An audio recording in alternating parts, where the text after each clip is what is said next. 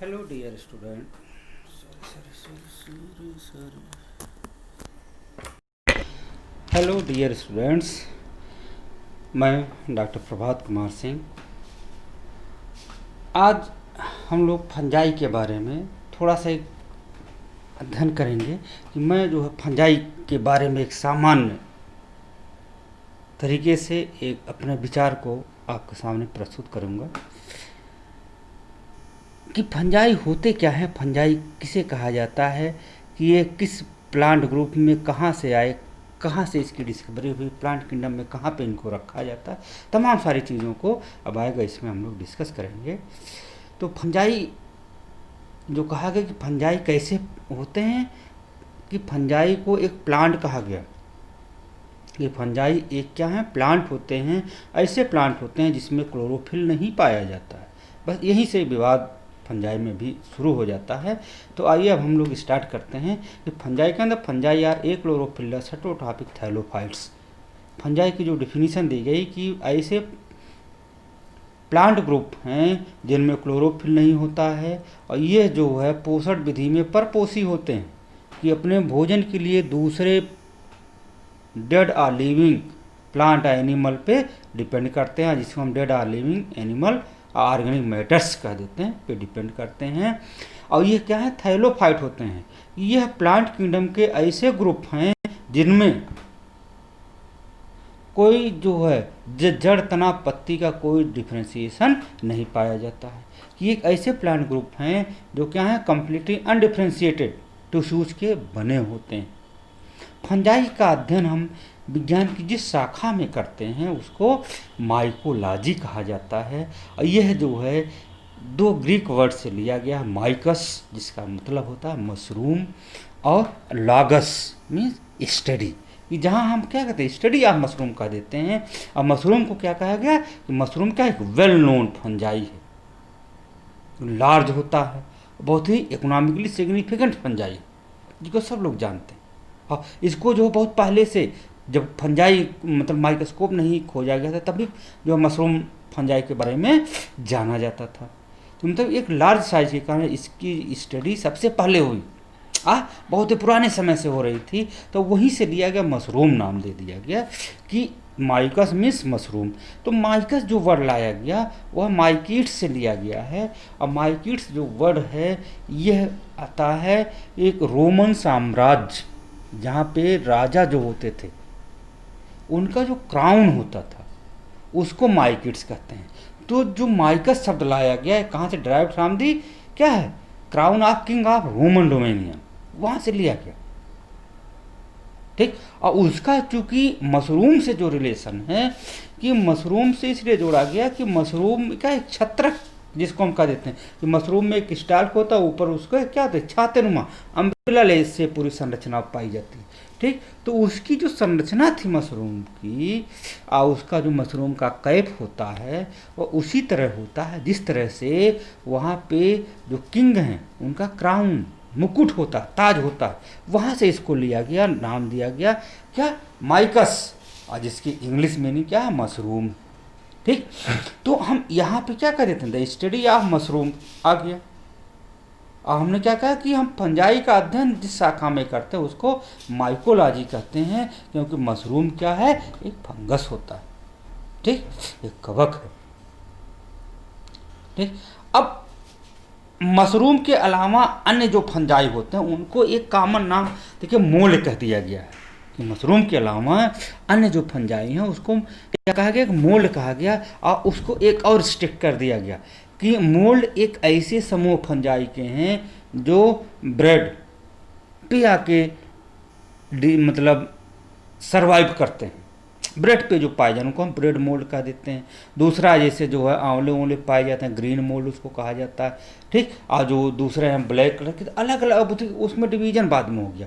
एक common name जो कह दिया गया कि मोल्ड कहा गया। बाद में उसको जो है कहाँ पर पाया जा रहा है उस आधार पर ब्रेड मोल्ड हो गया, ब्लैक मोल्ड हैं, ग्रीन मोल्ड हैं, उनके जो स्पोरेंजिया हैं उसके आधार पर नॉमेनक्लेचर कर दिया गया। किस आधार पर पाए जा रहे हैं उस आधार पर बांट दिया गया। तो मशरूम के अलावा अन्य जो फंजाई थे उनको कॉमनली मोल्ड कहा जाता था, बाद में उसको अलग अलग मोल्ड में भी डिस्क्राइब किया गया। ठीक, एंटोनियो माइकल एक साइंटिस्ट आते हैं जिनको हम फादर ऑफ फंजाई कहते हैं। इन्होंने 1719 में ये बुक लिखी थी, ठीक, नोवा प्लांटेरम। उसमें सबसे पहले फंजाई के बारे में इन्होंने लिखा था और फंजाई शब्द का प्रयोग भी एंटोनियो माइकल ने ही किया था, इसीलिए इनको हम फादर ऑफ फंजाई भी कहते हैं। इंडिया में फंजाई का जनक E.J. बटलर को कहा जाता है कि यह पहले अंग्रेज वैज्ञानिक थे जिन्होंने इंडिया में फंजाई के बारे में कार्य किया और फंजाई के इंडियन फंजाई के बारे में लिखा था। इनकी एक बहुत ही फेमस किताब है जिसका नाम है fungi and diseases in plants. तो अब हम आइए देखा जाए कि फंगस क्या होता है। ये फंगस को जो लिया गया, देखिए लिखा है सिंगुलर इस फंगस, जिसका मतलब है स्पंज। यह जो ग्रीक वर्ड से ये भी लिया गया कि इस फंगस कहा गया, जिसका मतलब क्या स्पंज। ये फंगस का जो थैलस होता है, जो प्लांट बॉडी है, वो बहुत ही सॉफ्ट नेचर का होता है।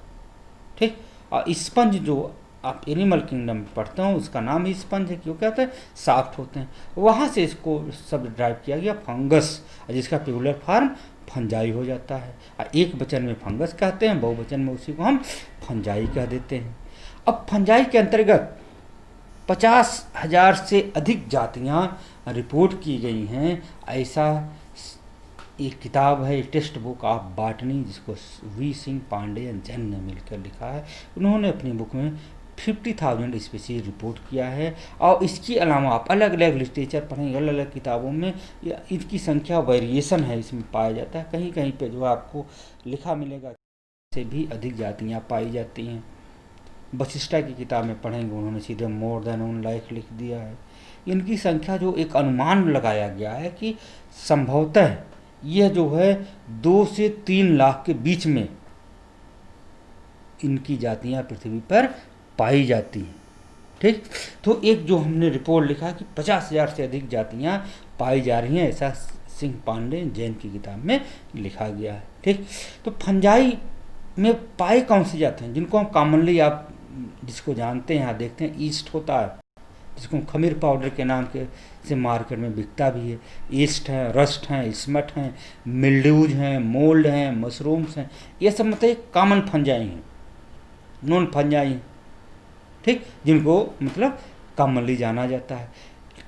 इसके अलावा भी बहुत सारे फंजाई हैं, तो एक वास्ट वैरायटी है फंजाई की। ये फंजाई क्या है, यूकैरियोटिक ऑर्गेनिज्म होते हैं, कोई फंजाई ऐसा नहीं है जो प्रोकैरियोटिक होता हो। तो फंजाई को क्या कहा गया, फंजाई क्या है, यूकैरियोटिक ऑर्गेनिज्म होते हैं कि एक ऐसे ऑर्गेनिज्म है जिसमें सुविकसित केंद्रक पाया जाता है। ऐसा केंद्रक होता है जिसमें न्यूक्लियर मेम्ब्रेन, न्यूक्लियोलस पाया जाता है।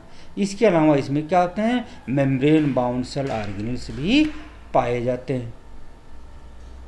लेकिन एक प्लांट किंगडम के ऐसे ग्रुप हैं फंजाई जिसमें क्लोरोफिल नहीं पाया जाता है। ठीक, अब चूंकि लैक ऑफ क्लोरोफिल और दूसरा इसमें देखते हैं नेचर ऑफ सेल वॉल, ये दोनों ऐसी चीज़ें हैं जो कि फंजाई को प्लांट किंगडम से सेपरेट भी कर देती हैं। क्योंकि क्लोरोफिल नहीं पाया जा रहा है। दूसरा सेल वॉल का नेचर देखते हैं कि फंजाई में जो सेल वॉल होता है वो सेलुलोज का नहीं बना होता है, वहाँ पे कंपोजिशन बदल जाता है सेल वॉल का, जबकि प्लांट में सेल वॉल सेलुलोज का बना होता है। तो इस तरह से यह जो है प्लांट किंगडम से सेपरेट होने लगते हैं। दूसरा हम देखते हैं एनिमल किंगडम की तरफ अगर ले जाएं तो आप एनिमल किंगडम में जहाँ हम देखते हैं तो वहाँ से कैसे सेपरेट हो रहे हैं, तो इनका देखा जाता है mode of vegetative growth and mode of nutrition intake. ये भोजन कैसे ले रहे हैं, इनका ग्रोथ कैसे हो रहा है, वहाँ पे देखा जाता है, वहाँ पे एनिमल से भी भिन्न हो जाते हैं। कि फंजाई में जो ग्रोथ होती है वह हाइफी का टिप करता है, कि हाइफल टिप जो होता है वहाँ से उसकी ग्रोथ हो रही है, टर्मिनल ग्रोथ जिसको हम कह देते हैं। ठीक, दूसरा जो देखा जाता है न्यूट्रिशन इनटेक का जो मैकेनिज्म है, कि फंजाई जो न्यूट्रिशन लेते हैं ये एक्स्ट्रा सेलुलर डाइजेशन करते हैं। कि फंजाई सबसे पहले जो कॉम्प्लेक्स ऑर्गेनिक मॉलिक्यूल्स हैं जो इनका फूड है उसको पहले हाइफी के बाहर सेल के बाहर तोड़ देते हैं। तोड़ने के बाद तब फिर उसका वह एब्जॉर्प्शन करते हैं, मतलब कि डाइजेशन बाहर करने के बाद उसको एब्जॉर्ब कर रहे हैं। ठीक, तो ये जो मोड ऑफ न्यूट्रिशन है यह जो है एनिमल से अलग हो जाता है। ठीक, दूसरा जो इसका जो वेजिटेटिव ग्रोथ है वह एनिमल से अलग है। तो इस तरह से देखा गया कि फंजाई को हम एनिमल से भी सेपरेट कर दे रहे हैं और प्लांट से भी, दोनों से सेपरेट है। और इसी कारण आर.एच. व्हिटेकर ने फंजाई को अपने 5 किंगडम सिस्टम ऑफ क्लासिफिकेशन में एक अलग किंगडम का ही दर्जा दे दिया, कि फंजाई को प्लांट किंगडम में नहीं रखा, एक सेपरेट किंगडम बना दिया और जिसको हम किंगडम फंजाई के नाम से जानते हैं। और इसमें इन्होंने सारे जो है फंजाई को केवल रखा है। अब फंजाई का हम इम्पॉर्टेंस देखते हैं, इसका महत्व क्या है, ठीक, क्यों हम इसकी स्टडी कर रहे हैं। तो फंजाई को जो देखा गया है, ये फंजाई आज नहीं बहुत पहले समय से इसके बारे में जाना जा रहा है। ये फंजाई का को जो देखा जाता है कि सबसे पहले इसको जो देखा गया कि शुरू में ब्रेड, कि अगर हम जो है सबसे कॉमन फंजाई से ईस्ट होता है, ईस्ट को आटे में मिला दिया जाए, मिला के उसको छोड़ दीजिए, धूप में रख दीजिए खूब जो है, उसमें देखिए कहते हैं ना कि देहात में कहा जाता है कि जब जो है गांव में कहते हैं बनाया जाता है उड़द के जो सामान बनाया जाता है उसको कहते हैं पीस के धूप में रख दीजिए, खूब फूल जाएगा, पफी हो जाएगा। क्यों होता कि खमीर खूब उठेगा उसमें। ठीक, तो खमीर का ईस्ट एक फंगस है, इसका इम्पॉर्टेंस देखा गया कि अगर हम आटे में गुत्त में जो है सने हुए आटे में ईस्ट डाल देते हैं तो वो फूल कर पफी हो जाता है, पफी होकर के ब्रेड बना देता है, डबल ब्रेड, डबल रोटी जिसको हम कह देते हैं, ये बना देता है। या जो है जैसे लिखे टब ऑफ ग्रेप, कि ग्रेप से भरा हुआ एक टब है, उसमें हम खमीर डाल दें तो उसको वाइन में कन्वर्ट कर दे रहा है। तो ये सब मतलब एंशिएंट टाइम इसको देखा गया कि एक बहुत ही मतलब फेमिलियर फिनोमेना थी। ठीक, तो वहाँ से हम देखते हैं कि इनका महत्व देखिए कहाँ तब से है, जब ब्रेड डबल ब्रेड के बारे में देखा गया। ठीक, और खमीर का उपयोग उसमें किया गया, अंगूर से जो शराब बनाया जा रहा है उसको में देखा गया। दूसरा हम क्या देखें कि इनके द्वारा जो है डिजीजेज होती हैं। पुराने लोग देखे कि पुरानी सभ्यता में इनके द्वारा जो डिजीजेज हो रहे हैं उनका भी वर्गीकरण किया गया, कि लोग जानते थे कि फंजाई के द्वारा क्या होते हैं कि बहुत सारी ऐसी डिजीज जो कृषि को बहुत नुकसान पहुंचाती हैं। ठीक, तो वहां पे देखा कि सबसे कॉमन डिजीज है रस्ट।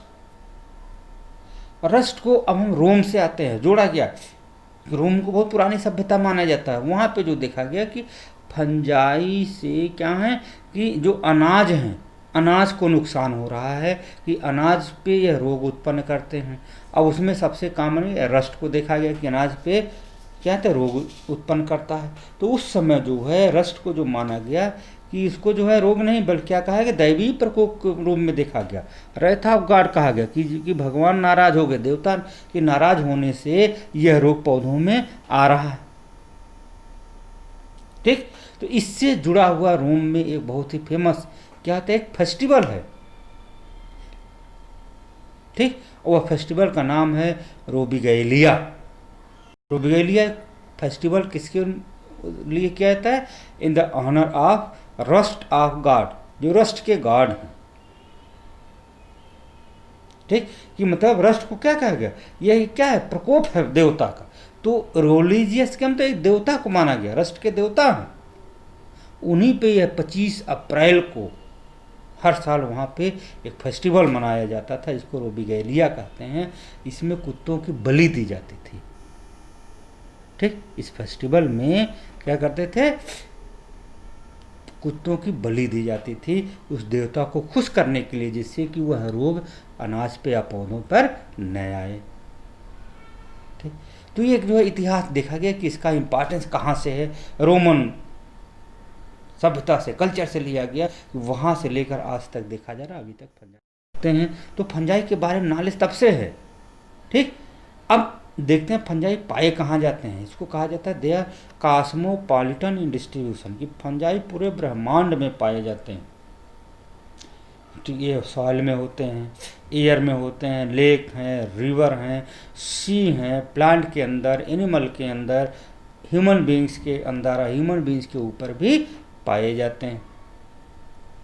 ठीक, अब दूसरा हम क्या देखते हैं यह बैक्टीरिया के साथ की together with bacteria fungi are responsible for breaking down of organic matter, कि बैक्टीरिया के साथ मिलकर के यह जो है एक नेचर्स स्कैवेंजर का कार्य करते हैं, और यह जो है क्या करते हैं, प्रकृति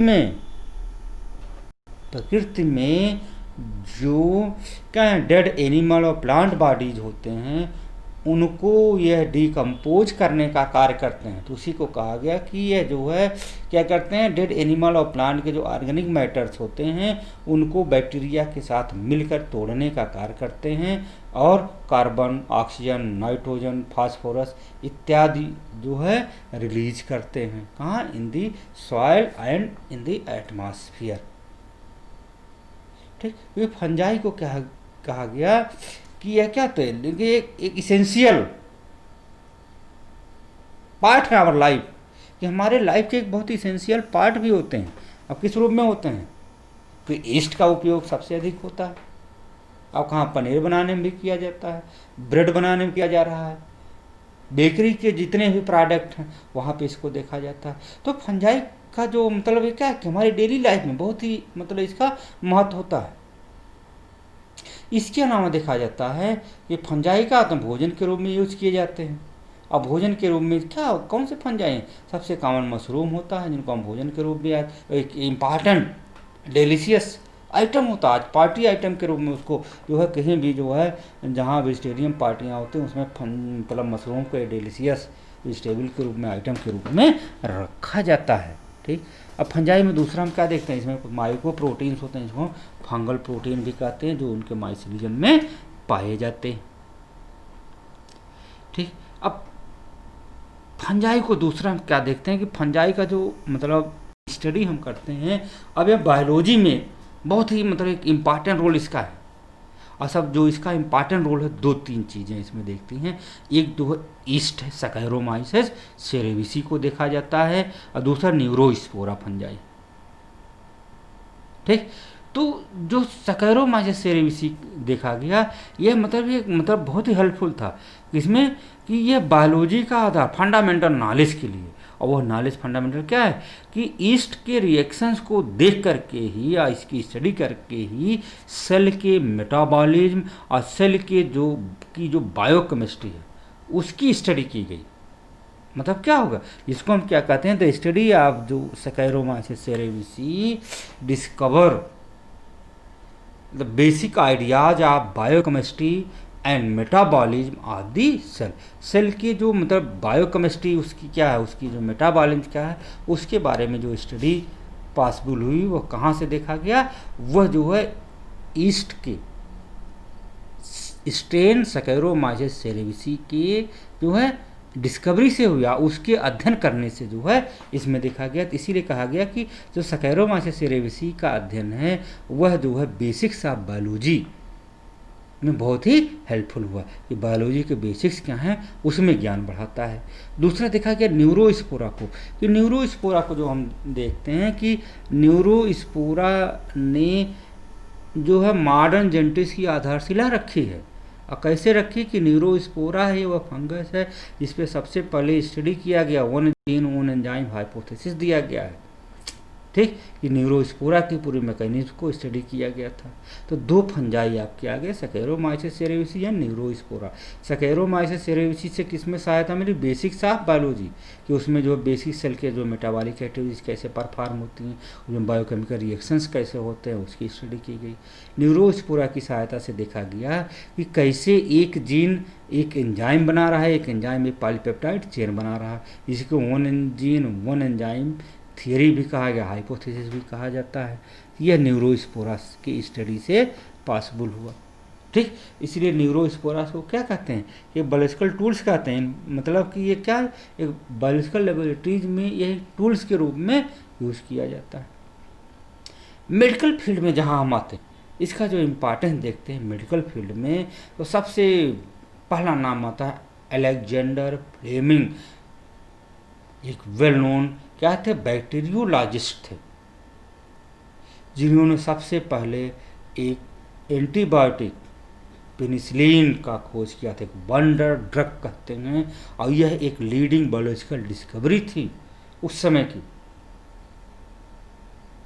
ठीक, क्योंकि अलेक्जेंडर फ्लेमिंग के द्वारा की गई यह डिस्कवरी एंटीबायोटिक क्षेत्र के एंटीबायोटिक की आधारशिला रखी और इससे जो है मेडिकल फील्ड में बहुत अधिक सहायता मिली। तो इन्होंने किया क्या था कि अलेक्जेंडर फ्लेमिंग ने स्टेफाइलोकोकस बैक्टीरिया को ले लिया और स्टेफाइलोकोकस बैक्टीरिया के मिक्सचर में ही पेनिसिलियम नोटेटम नामक फंजाई को डाल के ग्रो कराया। तब इन्होंने जो पाया कि पेनिसिलियम नोटेटम फंजाई जहाँ पर है उसके किनारे एक ऐसा सरकमफ्रेंस है जहाँ पे क्या थे खाली एरिया है, वहाँ मतलब बैक्टीरिया फ्री जोन पाया। अब क्यों पाया, अब उसी को स्टडी इन्होंने क्या किया, बैक्टीरिया फ्री जोन क्यों है, ठीक, उसी जोन को इन्होंने रिमूव किया, आइसोलेट किया, उसकी स्टडी किया। तब वहाँ पर देखा कि वहाँ पे क्या है, कुछ ऐसे जो है केमिकल सब्सटेंस पाए जा रहे हैं जो उस बैक्टीरिया के ग्रोथ को इनहिबिट कर दे रहे हैं। वहीं से इन्होंने एंटीबायोटिक की खोज कर दी। ठीक, तो उस केमिकल को उन्होंने खोजा और क्या होता है कि पेनिसिलियम नोटेटम नामक फंजाई में एक ऐसा केमिकल कंपाउंड पाया जा रहा है जो उस बैक्टीरिया की ग्रोथ को चेक कर दे रहा है, रोक दे रहा है। ठीक, उसी को स्टैट किया और उसी को एंटीबायोटिक के रूप में यूज़ किया गया कि कहाँ बैक्टीरियल ग्रोथ को चेक करने के लिए। तो ये एक मतलब मेडिकल क्षेत्र में एक लीडिंग बायोलॉजिकल डिस्कवरी के रूप में देखा गया और इससे जो है मतलब एक एंटीबायोटिक की आधारशिला रखी गई।